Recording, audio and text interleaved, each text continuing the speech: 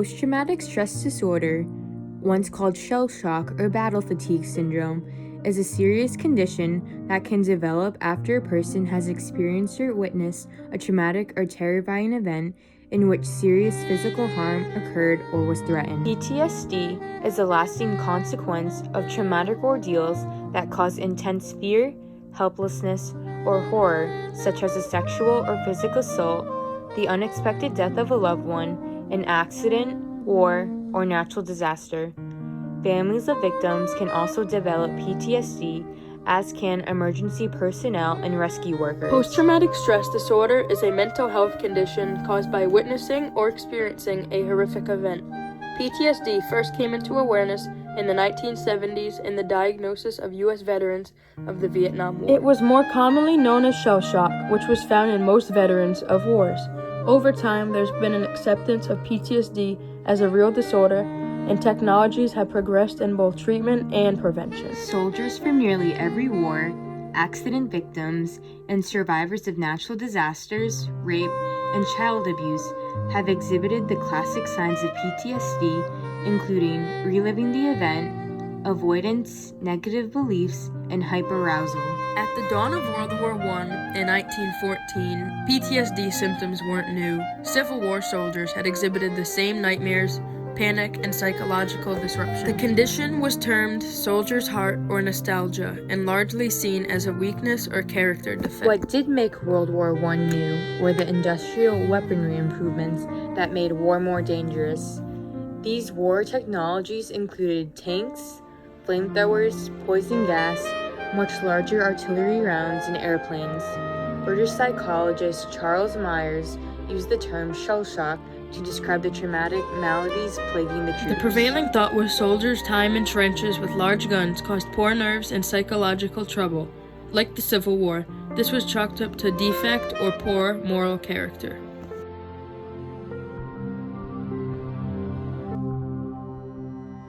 When we got a patient in, we got their health record. If they had been in extreme conditions, they were more apt to be battle fatigued. It's called PTSD. When I come home after service, one of my sisters asked me what was I shaking for. And I said I didn't know I was shaking. I tried to eat, and then time I get up here, beans and everything else is all shook out of a spoon. And I went to the doctor with it, and he said it's probably related to Pearl Harbor. I didn't get any wounds, no wounds at all. But what happened to me is I started shaking little by little.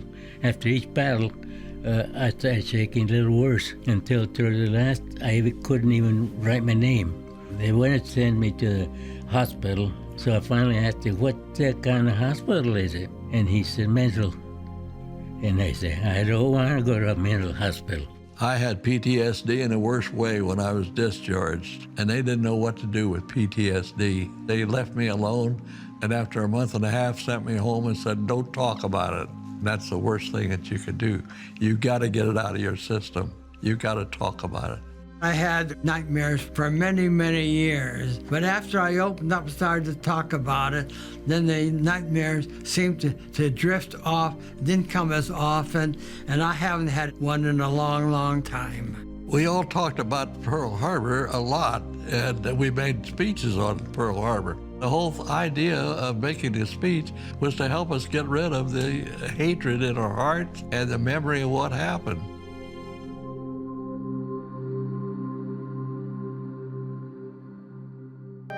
PTSD is diagnosed after a person experiences symptoms for at least 1 month following a traumatic event. However, symptoms may not appear until several months later or even years later. The disorder is characterized by 3 main types of symptoms: Re-experiencing the trauma through intrusive, distressing recollections of the event, flashbacks, and nightmares, emotional numbness, and avoidance of places, people, and activities that are reminders of the trauma. Increased arousal, such as difficulty sleeping and concentrating, feeling jumpy, and being easily irritated and angered. The goal of PTSD treatment is to reduce the emotional and physical symptoms, to improve daily functioning, and to help the person better cope with the event that triggered the disorder. Treatment for PTSD may involve counseling, medication, or both. Psychotherapy for PTSD involves helping the person learn skills to manage symptoms and develop ways of coping. Therapy also aims to teach the person and his or her family about the disorder and help the person work through the fears associated with the traumatic event. A variety of psychotherapy approaches are used to treat people with PTSD. Cognitive behavioral therapy, which involves learning to recognize and change thought patterns that lead to troublesome emotions, feelings, and behavior. Prolonged exposure therapy, a type of behavioral therapy that involves having the person relive the traumatic experience or exposing the person to objects or situations that cause anxiety. This is done in a well-controlled and safe environment. Prolonged exposure therapy helps the person confront the fear and gradually become more comfortable with situations that are frightening and cause anxiety. This has been very successful at treating PTSD. Psychodynamic therapy focuses on helping the person examine personal values and the emotional conflicts caused by the traumatic event. Family therapy may be useful because the behavior of the person with PTSD can have an effect on all other family members. Group therapy may be helpful by allowing the person to share thoughts, fear, and feelings with other people who have experienced traumatic events. Eye movement desensitization and reprocessing, EMDR, is a complex form of psychotherapy that was initially designed to alleviate distress associated with traumatic memories and is now used to also treat phobias. Recovery from PTSD is a gradual and ongoing process. Symptoms of PTSD seldom disappear completely, but treatment can help sufferers learn to cope more effectively. Treatment can lead to fewer and less intense symptoms, as well as a greater ability to cope by managing feelings related to the trauma. Research is ongoing into the factors that lead to PTSD and into finding new treatments. Some studies show that early intervention with people who have suffered a trauma may reduce some of the symptoms of PTSD or prevent it altogether. A traumatic event is time-based, while PTSD is more of a long-term condition. For PTSD to be developed, there must be a high level of ongoing distress. Studies have found that people who have experienced similar traumatic events do not have long-term suffering. This is because they are recovering and following protective factors such as finding positive meaning in the trauma, holding belief that you can manage and cope with your feelings, and using positive emotions and laughter. Scientists and mental health practitioners focus on early intervention instead of prevention. We need to put more focus on better therapies for people who are suffering so that long-term PTSD will affect fewer people.